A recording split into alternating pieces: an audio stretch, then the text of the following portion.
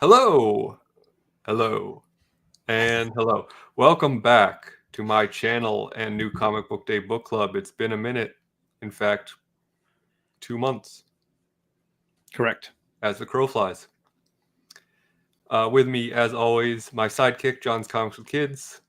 Hey yo. How are you today? I had a long day at work and then came home to kids doing awesome nerd things, and I was like, yes, makes it all the Winning. worthwhile.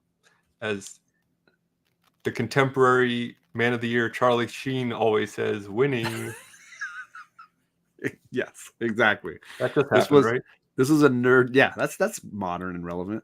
Hashtag Coney 2012. God, I totally forgot about that. Yeah, I had a major nerd dad victory tonight, and I'm feeling good about it. So just gonna revel in that. Yeah. So soak it up. Well, I'm glad you're able to revel in something because tonight, this is strictly for joke purposes. Tonight we're talking about a Marvel event, And the tie-ins. and again a couple tie-ins, so things might get a little squirrely. We're talking about Blood Hunt 1 and 2, as well as um, John read the Dracula tie-in, and I read a couple of the Blood Hunters books. Yep. So we're going to see what our thoughts on this latest attempt to make money Marvel is throwing at us. Vampires in the summertime. Yeah.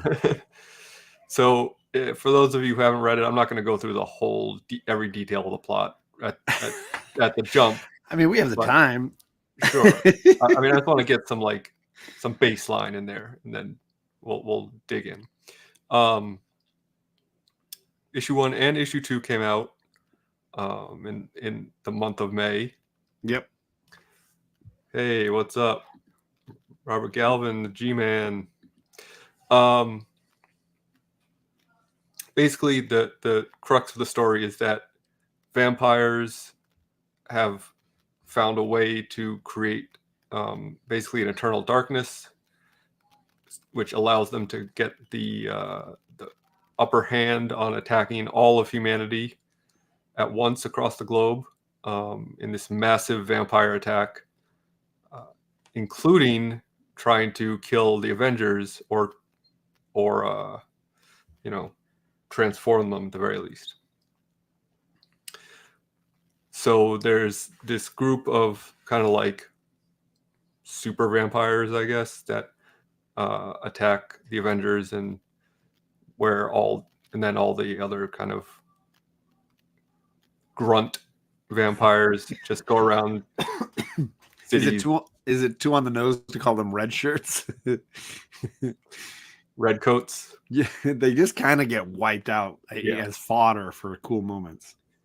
Well, on both sides, the humans and the red shirt vampires. Absolutely. So one of the things that Marvel is doing for this event that is unique, I guess, is they're doing red band editions of the main title, which they're also doing on an upcoming Wolverine deal coming out. But basically what it is that they're releasing the same issue with some different art and slightly more titillating. Yeah, it is more graphically violent. So it comes polybagged, and it's called a red band because that's like the trailers, red band trailers is where it comes from, if you don't know. And that is not BANNED, that's BAND.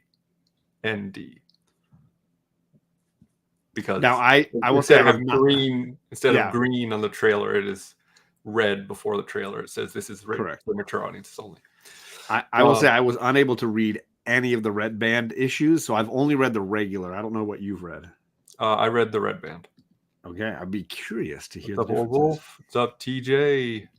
So before getting into that, I will say a buddy of mine did read both, and he said it is not just like little changes to artwork. There's entirely new panels, totally redrawn. So apparently it is Significant. significant difference. It's not just like kind of a thrown in added thing. It's they actually took some time to. Nice. Now I haven't seen what the regular one looks like. There are some very graphic, violent scenes in the Red Band one. But it's just the violence, right? It's not like there's foul language or nudity or any of that stuff. Not as of yet, and I'd be very surprised if there were. Yeah, because typical America. Like, let's just, it's only naughty if it's violent. We're not going to include that. That's way over the line. Even like Black Label, DC Black Label shies away from curse words a lot of times. Yeah. And obviously, we know what happened with the nudity issue there. So, just find it ridiculous. Show Doctor Strange getting ripped in half by someone. I don't know what that panel looked like in the. It wasn't quite in half. No, I want to say he was just like being run through or stabbed with something. Oh yeah, it was not. I don't remember it being like in issue 2 when they arrive at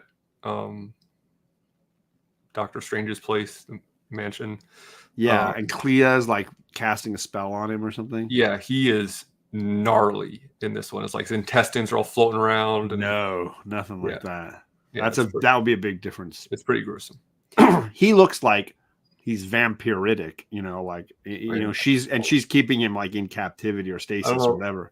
I don't think this will get me banned, but if it does, I can try to find the page if you want. I read them right now.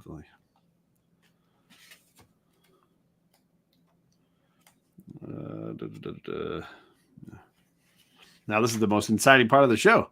We're gonna flip through a comic. Yeah. I'll make myself big and then.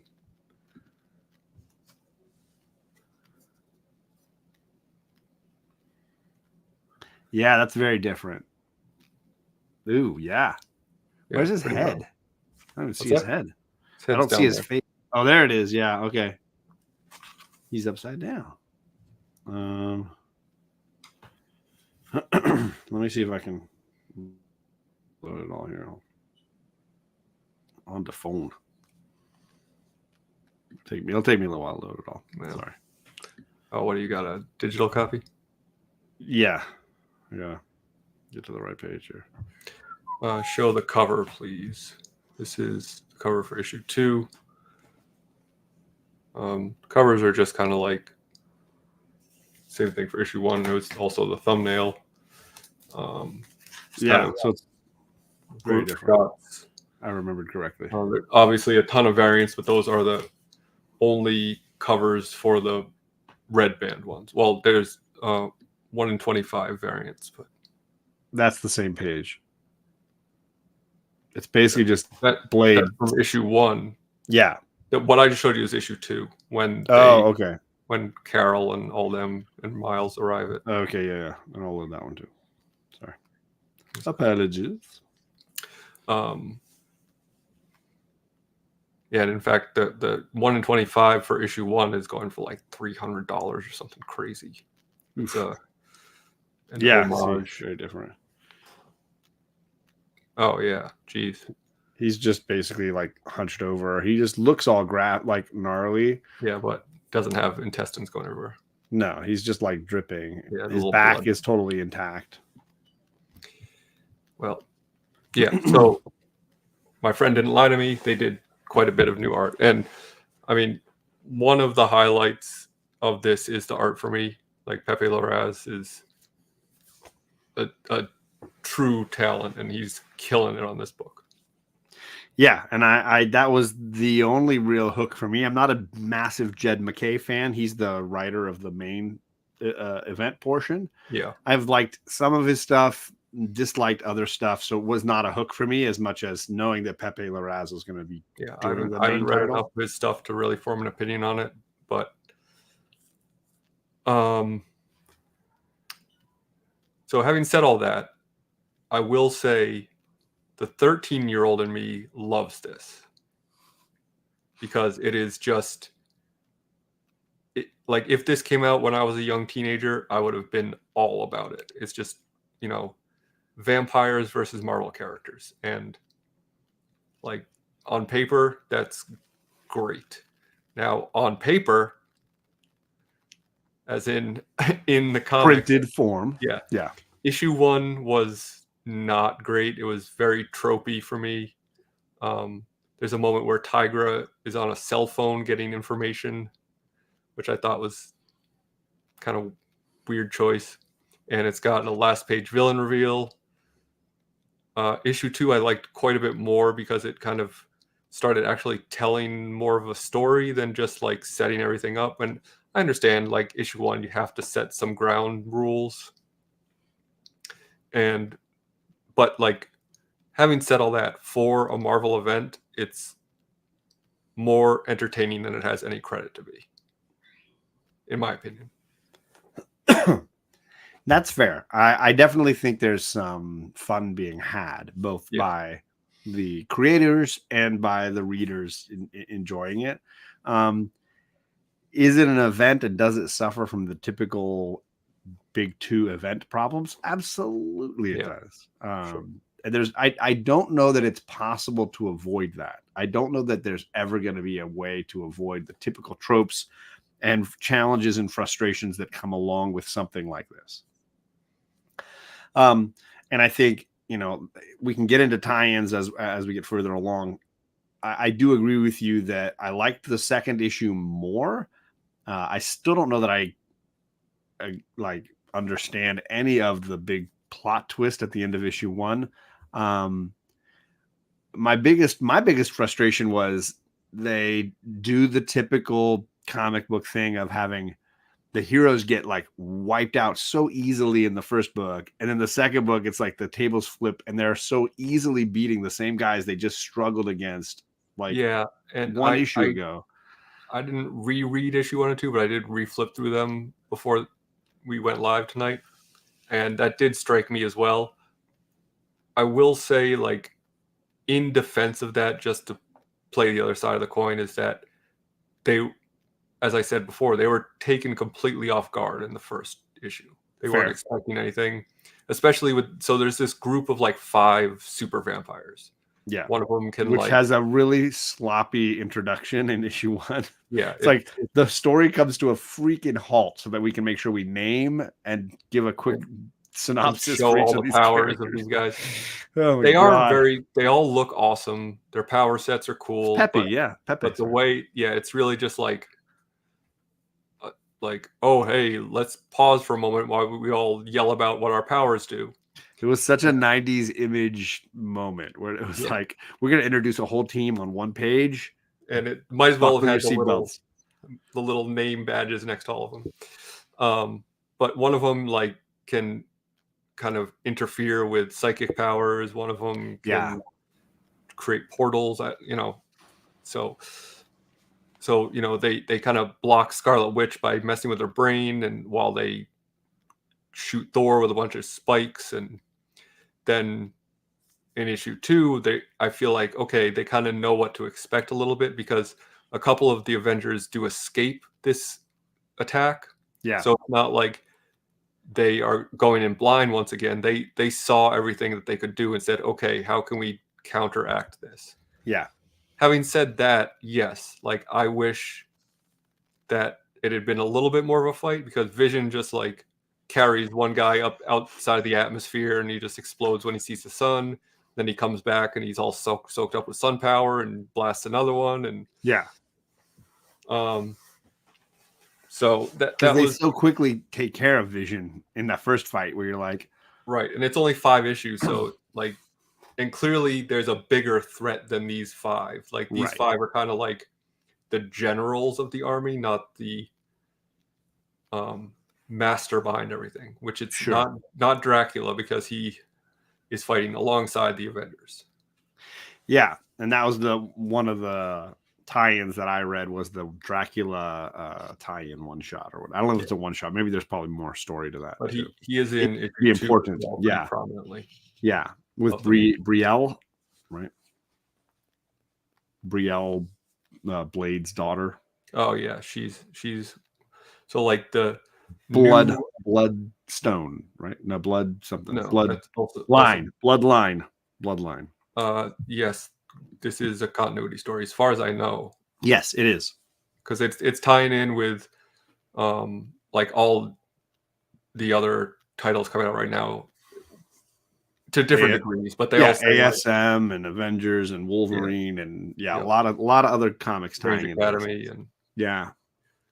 but there are also these like mini series tie-ins that are released specifically for this, uh, which the Dracula one and the Blood Hunters, and there's a Black Panther one.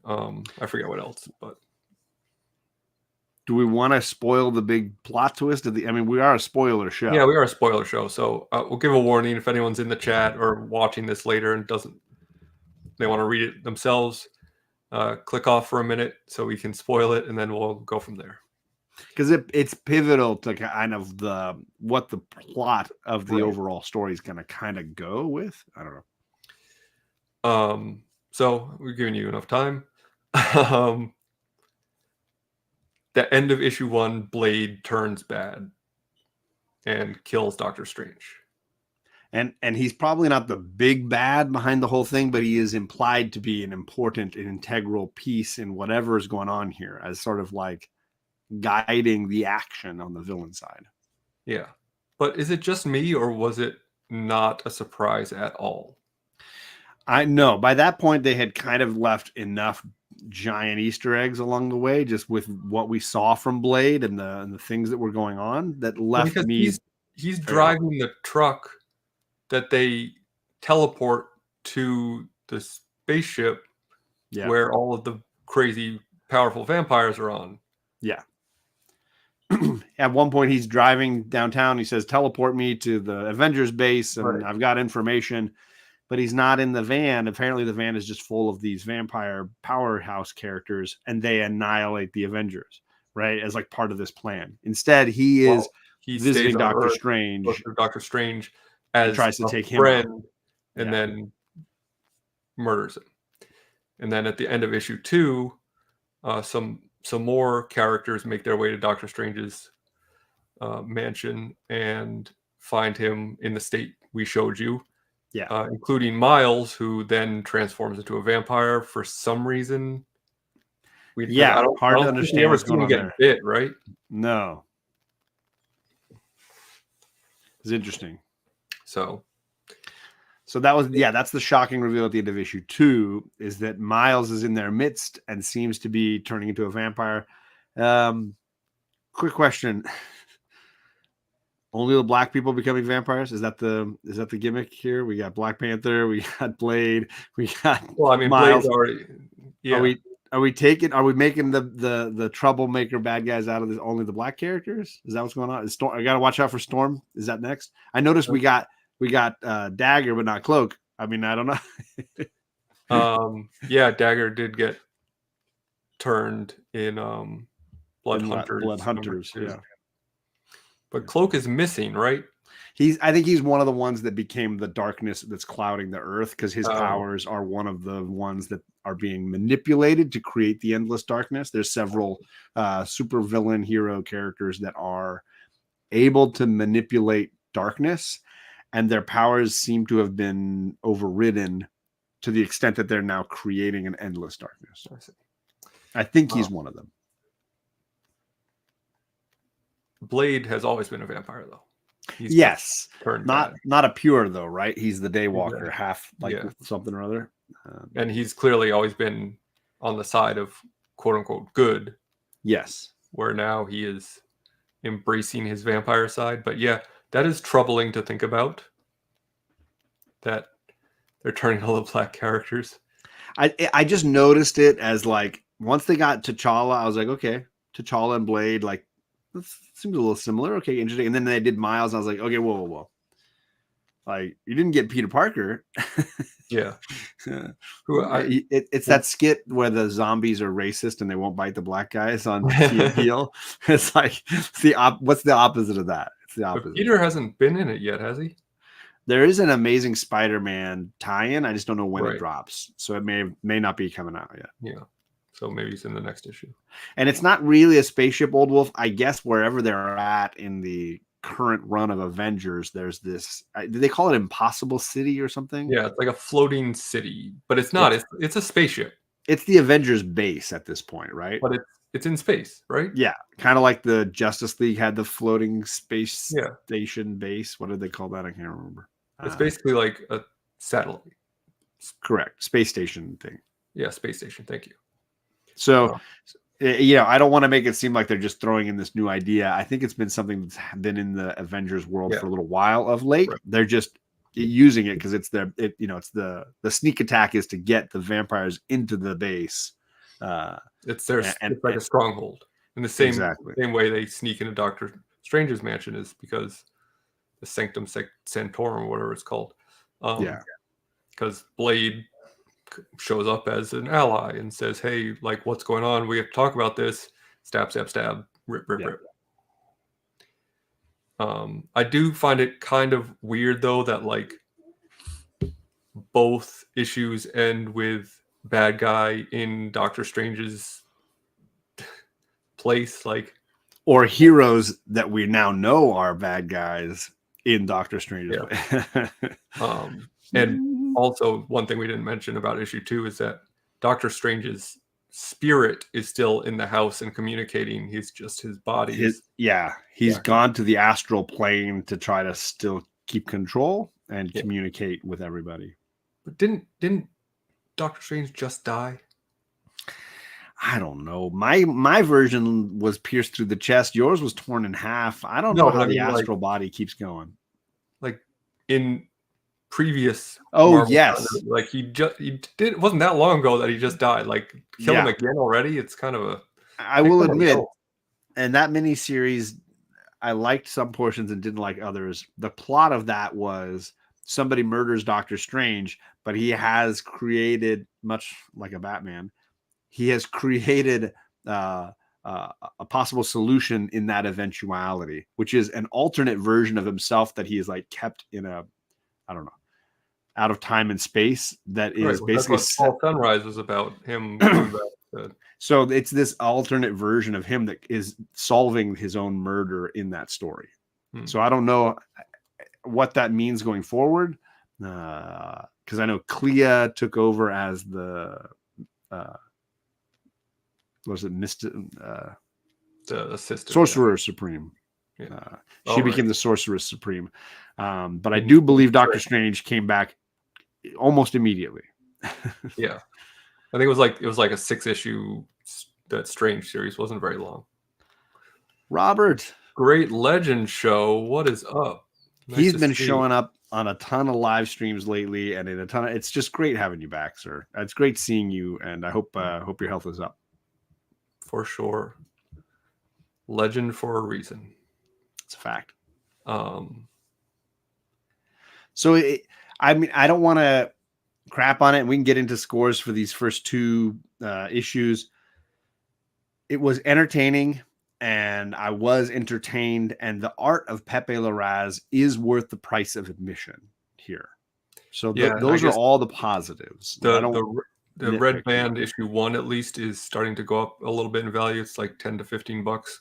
So if you can track down the Red Bands, I'd say they're worth checking out just because it's something you don't see in Marvel Comics. Like if you read Walking Dead or something, it's kind of on par with that. It's not like this shocking thing in comics that has never been seen before, but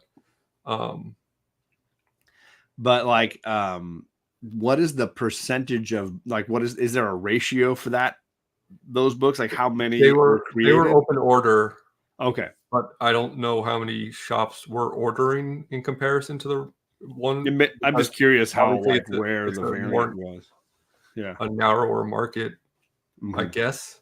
Maybe. Like, I mean, I don't think this is really a story for kids to begin with, but that's such a good point.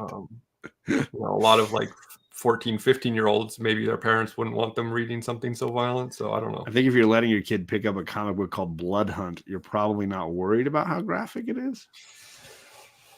Maybe. But I don't know. As long as it doesn't have boobies in it. Right? Because that would be scandalous. So I would probably give the first book like a 7, and the second book probably an 8. On as far as my entertainment levels go, maybe like a Something that 6.5, 7.5. yeah, But right in yeah, there. I'm right in that area where like I'm not upset that I bought it, even though issue 1 was $7. Yeah, And it was like a thicker book, but that's still excessive. the red band wasn't more expensive though, right? It was The basically the cover same price thing. is $6.99 for the red band. So Yeah, I think it's the same. unless it was $5.99 for the regular. I'm gonna jump to my tie-in first if you're ready to jump over. Yeah, go for it. Because I think the Dracula one is going to probably be the one that's more closely tied to the main story. So I guess on my eye here. I think Dracula and Blade's daughter, Brielle, Bloodline is her superhero name. I think they are going to be pivotal to this. In fact, several characters are. Like several I said, characters. Sorry. There's a panel in issue 2 which basically shows like at least temporarily new Avengers team, which is Carol, Brielle, Dracula, Vision, Sam Wilson, and some Iron Man, I think, right? Yeah. Mm-hmm.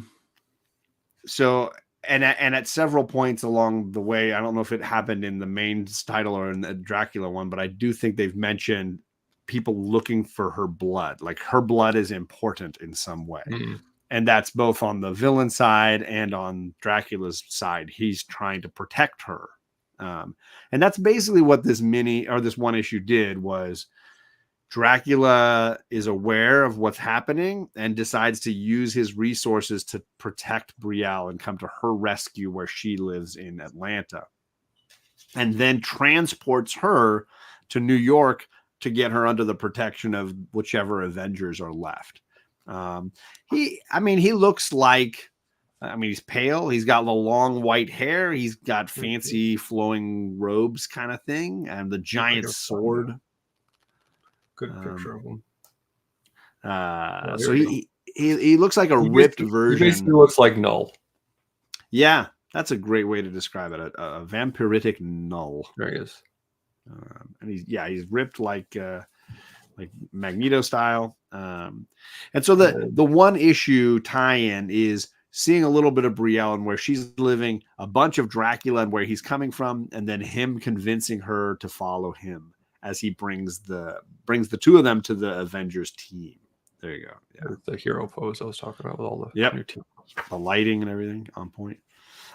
It was entertaining. I thought it was useful in the overall story because I haven't read any book with Dracula in an incredibly long time, and he seems significant to this event. So it was nice to catch up with him. And I've never read anything with Blade's daughter, so this is my first time even seeing the character.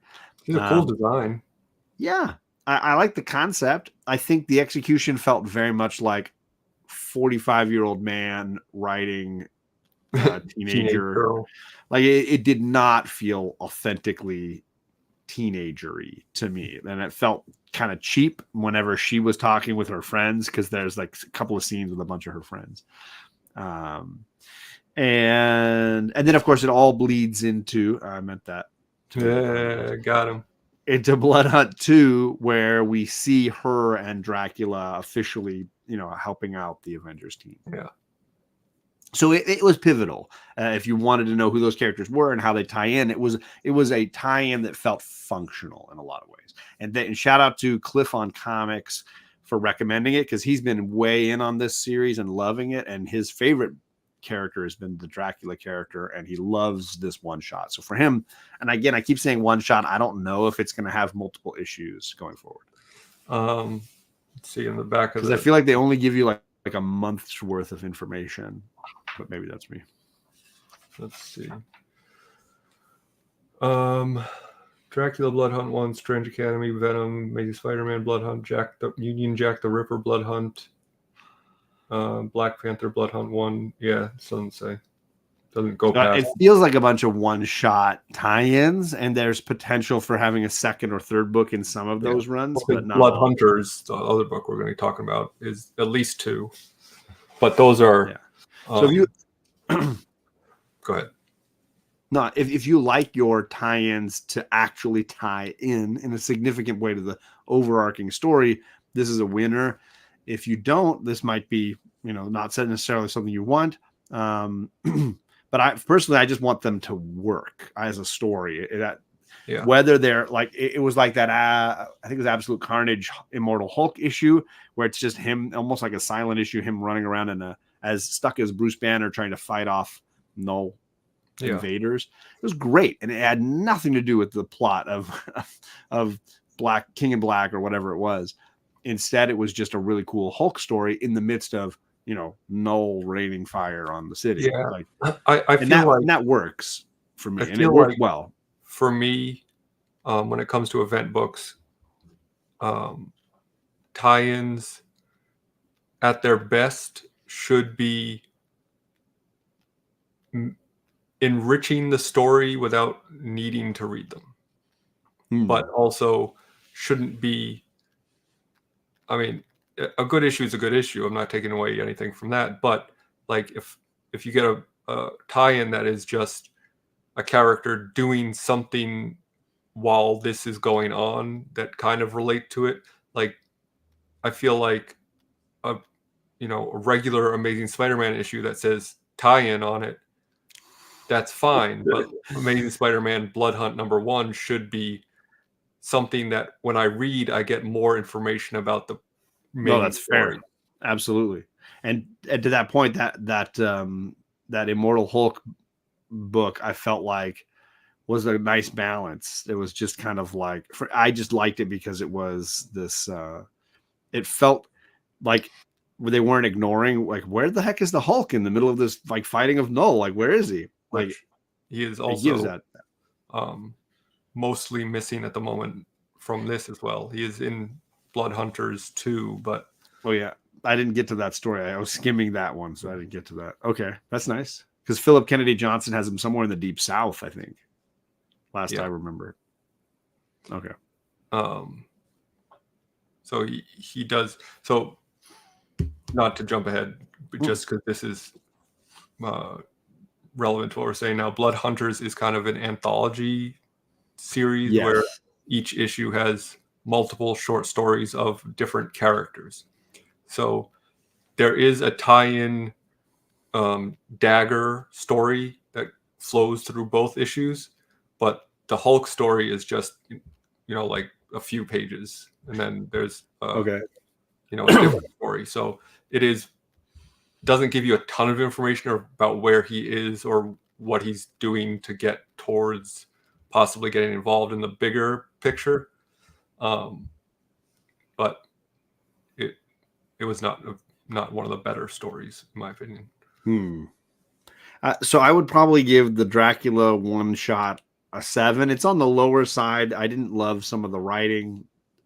I might even go 6.5 as my least favorite of the issues. The artwork not nearly up to Pepe Larraz's level, obviously, but functional and fit in. And I felt like it informed me better on the overall story and those characters that I was really unfamiliar with. Yeah. Well, I mean, that sounds like what it does, what it's supposed to do. Yes, I think in that way, it definitely accomplishes the goal. Okay, well, should we talk about Blood Hunters then? You said you read the first issue. I did, yeah. Once I saw, at first I was like, let's see who's working on this book. Do I have the time to read this? Do I want to take a shower? Like, what's the priority here? And I saw Russell's name on there, Mark Russell's name, and I was like, okay, well, crap. Now I gotta read this. And it was the first of the 3 stories. It was the Hawkeye story. Yep. So I powered through that one, and then I was like, this is entertaining enough. I want to read to see what else this is going on here. And I don't remember all the creative teams. I'm sorry that I'm blanking on it. But yeah, and then I skimmed or glanced at volume 2, but I didn't read it. So I think it probably is not a surprise that I say that the main Blood Hunt title is very serious in tone. Yes. It is, about vampires taking over the world. There's very little, not even much pithy dialogue between characters. It's just like, this is a crisis. We are fighting. There's violence. It's bad. Yeah. We start Blood Hunters #1 with this Hawkeye story, which was so funny Yes. and so lighthearted. And I was like, oh, cool. So this is like a much different take on the same situation, but from a different perspective. And then the second story was the J. Jonah Jameson Man-Wolf story, which was also very funny. And I was like, great, I'm on board for this series. This is so entertaining. Yeah. And then the third story was the Dagger story, which was fine. And it was not funny at all. No. And then issue 2 was not funny at all. Okay. I have not started that one. Okay. So I found that very strange that they started with this like very different tonality. And, maybe it's just they're letting creators kind of do what they want. But that's kind of the job of the editor to say, okay, we're doing this more lighthearted side stories. Would you like to do one? Because the Hulk story, written by Carrie Andrews, which I don't know if I've ever read anything that he's done. Okay. Yeah, I don't think so either. Is kind of a mirrored story of Bruce and the Hulk in the present day, and kid Bruce needing to put down his childhood dog because it's gone mad. So obviously not a lot of laughs in that. Yeah, it doesn't sound yuck filled. So that was kind of a bummer for me, because that Hawkeye story and the J. Jonah Jameson story were both so entertaining. Yes. And I'm glad I'm not the only one that enjoyed them, because obviously I'm predisposed to enjoy anything Man-Wolf related. I think it's just required entertainment for me. Yeah. I enjoyed the way they used him in King in Black and in Absolute Carnage. So I was like, okay, I finished this Mark Russell story and it was entertained. What's the next story? And I was like, get the heck out of here. Did somebody write this freaking book for me? Come on. And then powered through it. And the artwork, while not as good, was still really entertaining. Like, it was different and kind of fun. And the stuff between son and dad was very entertaining. So and how Jonah is always yelling about Spider-Man at every second. It's so like over the top. J. Jonah Jameson. It's so funny. And then that bit when he just bites that guy's head off and just it's so graphic and so fantastic. Yeah. I was not expecting that splash page when he turned it. And I was like, whoa. Yeah. That was the Man-Wolf just ate that guy. Because like we've said, like the tone of it is so much more lighthearted and kind of jokey, and then all of a sudden it's like, oh no, Man-Wolf is straight up devouring this dude. I turned the page and I was like, okay. Somebody wrote this anthology, and I hate anthology books, but somebody wrote it just to get me.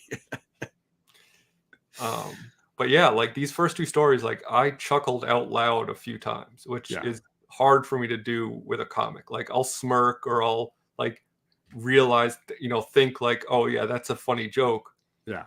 But to actually get me to like make, to actually laugh at something I'm reading, it's not easy for me. And so like, congratulations for them, because maybe it was partially because I just wasn't expecting it to be so silly, and just Clint is so good.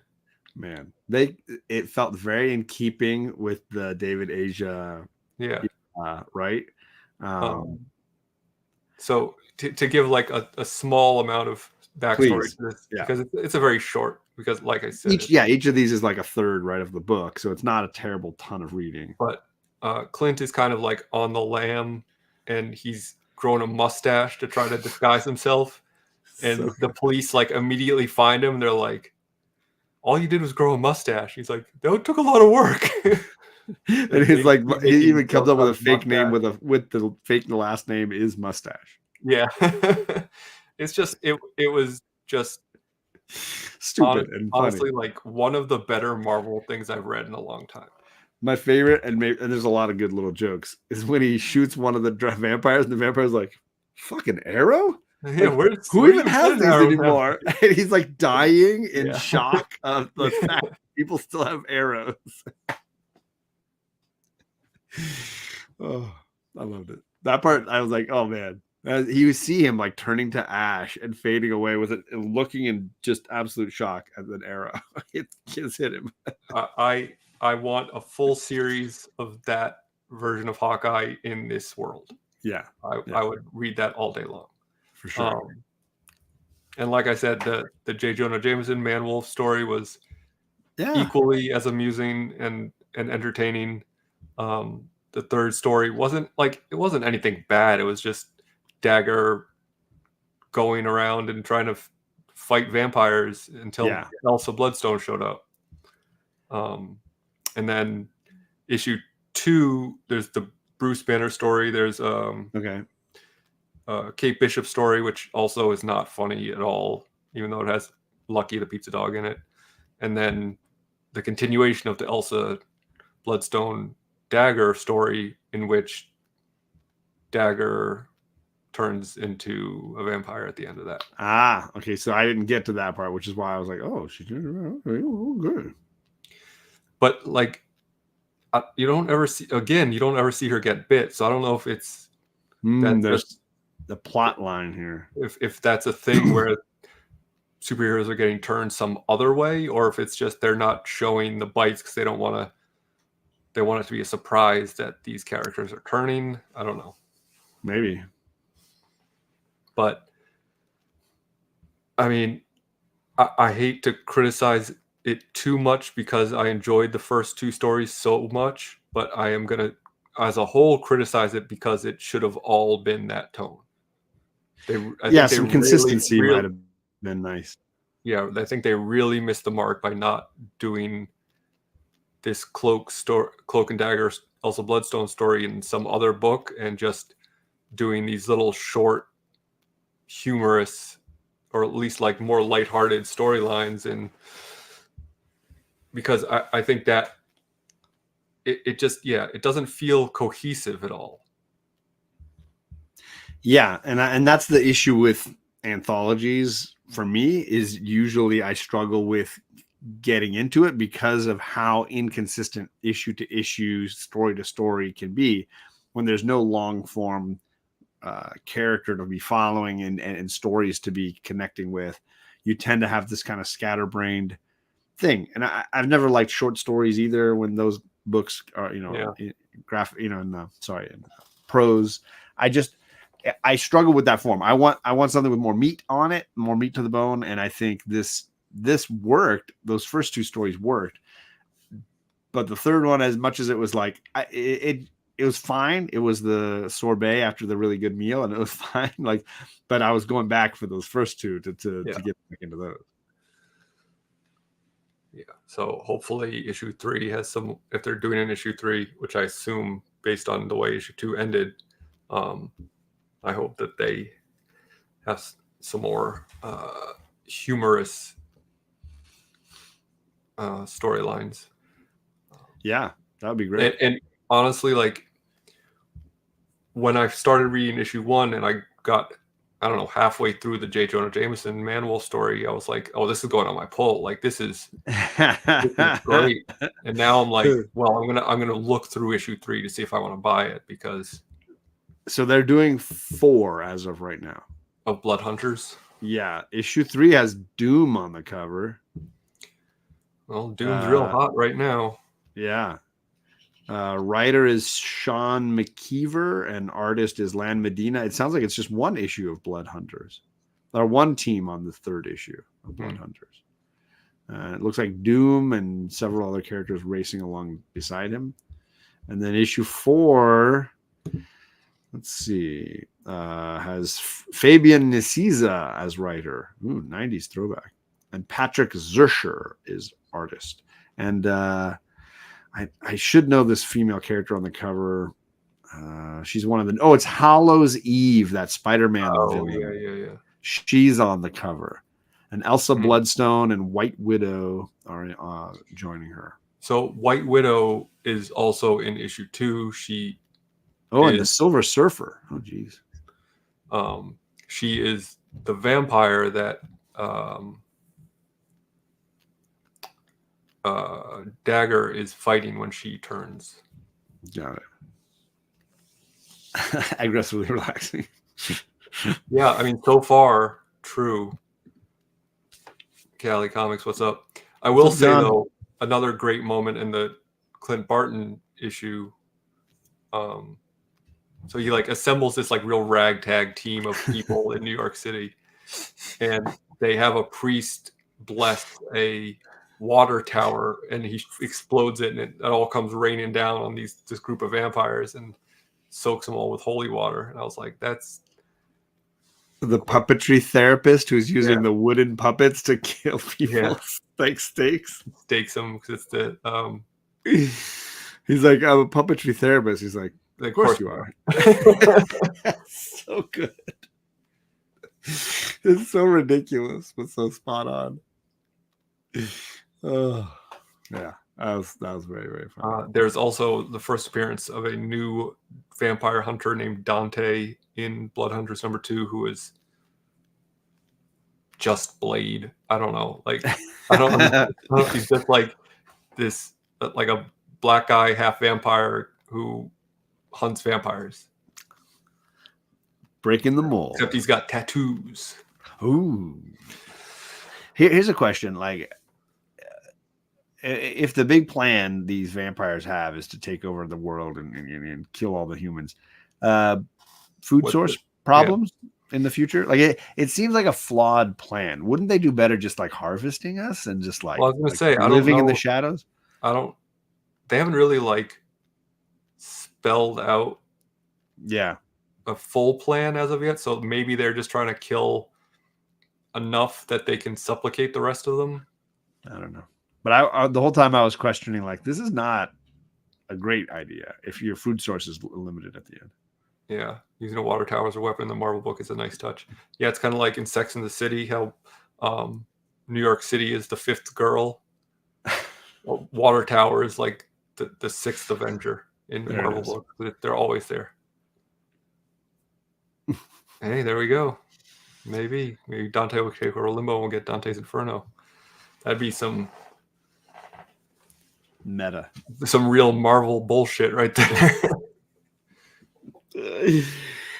So my favorite, this Blood Hunters 1 was my favorite of the whole thing, and that's it's still an 8, but it's like a really good 8. It's like I'm gonna give it an 8.5 just because I enjoyed the first two so much. But if the third one were, even if it weren't as good but of similar tone, it would definitely be in the 9s for me. Yeah, that would push this up. If you can find an issue 1 and just read the first 2 stories and stop when you see the Dagger story, fully recommend it because they are just an absolute delight. And then issue 2 I haven't read, so I can't grade that. Don't bother with issue 2. It's all right. There you go. I don't want to say they're anthology-esque, then I would just look for a character. Like, I want to hear what the Doom story is. I'll read the Doom story. I mean, they are tricking you a little bit because the Dagger story does continue in issue 2 directly. And I think they mentioned her in the description for the 4th issue that her name was in there. So maybe that's... I mean, it clearly ends on a cliffhanger, so I would assume it continues. But again, I wish they had just done that as its own story and kept more fair. Yeah. Once again, the ball has been dropped by Marvel editorial because there's like nothing. I don't want to say nothing wrong, but like I'm not going to criticize the story in a vacuum, the Dagger story, because it's fine. The art's pretty good. Like there's nothing really wrong with it. It just is in the wrong book. Yeah, and if you're just doing tie-ins, one issue here, one issue there, then be consistent in that that one. So that's what I got to say about it. There you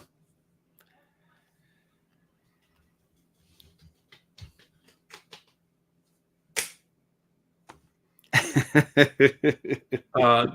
Next month, if John can find a copy. Old Wolf is scouring for it. He's actually in the chat too. He said he's going to look for a copy of Precious Metals. Or Metal. Sorry, Metal. It's the Little Bird prequel that was made just for me, apparently. Yep.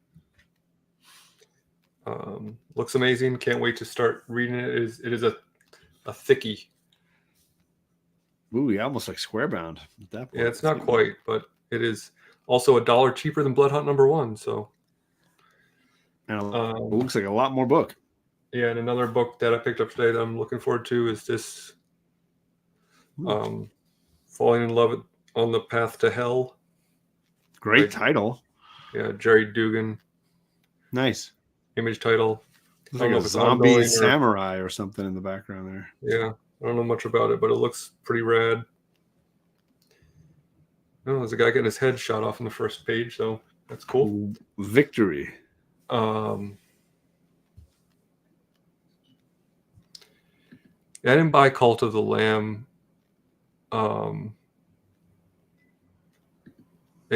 It looks kind of interesting, but it's definitely like a trade wait for me if it turns out to be good. Looks like Jonah Hex in Japan. Yeah, but it's also like kind of in space. Like it looks very like the cover very much reminds me of like a Star Wars type of sci-fi. Yeah, sure. Maybe we'll talk about it next month if we aren't completely engrossed with precious metal. You got anything going on you want to talk about before we head out? Actually, the next 2 Wednesdays I'm live streaming with Magic Lasso. So we are launching we're launching ideally a monthly or every other month kind of thing where we are going to be doing some Silver Age reading, and I don't want to spoil it exactly because we're going to do a kickoff show next Wednesday on my channel. I was about to bust your balls about not inviting me to a show you're doing on Wednesday nights. And then I said Silver Age. And then you said, oh, thank you. Silver Age sucks. Silver Age sucks.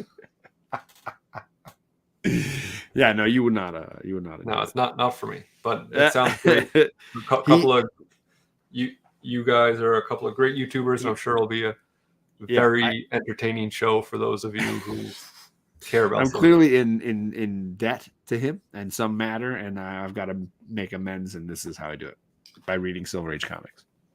I read Man's Best #1, and I feel like we talked about it briefly. I don't remember it. Maybe. I picked up #2. I've not read #2 yet.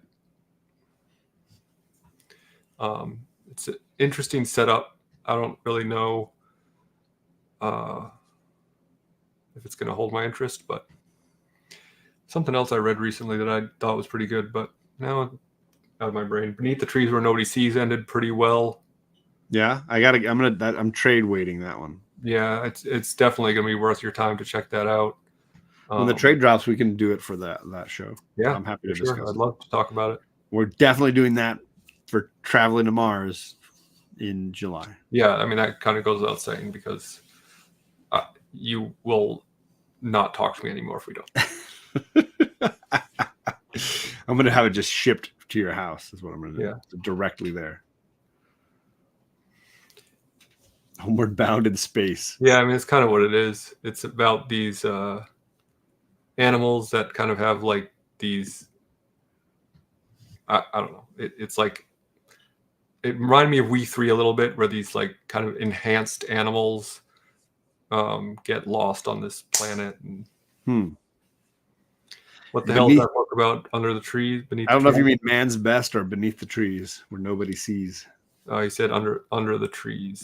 Beneath the Trees Where Nobody Sees is about a world of animals, and it's about the main character is a serial killer who then encounters another serial killer and has to kind of try to make sure that they don't get caught because of the other serial killer's sloppy work. And it's very, I don't know, it's very strange because it's like this kind of storybook style artwork, but it's about these like really heavy subjects. And it's always kind of this strange situation where the main character is someone you should unequivocally be rooting against, but because you're following their story, you are kind of with their journey, and so Sure.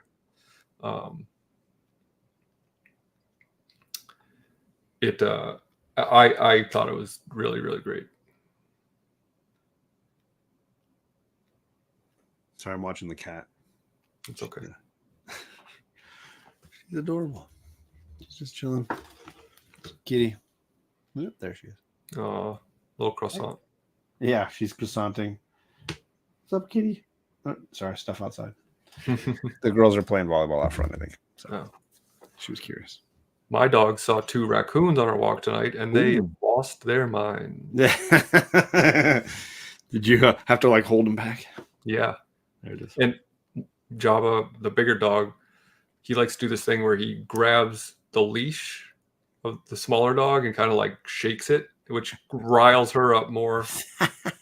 I love it. Well, listen, I like plenty of stuff. It's just not stuff we typically talk about on this show.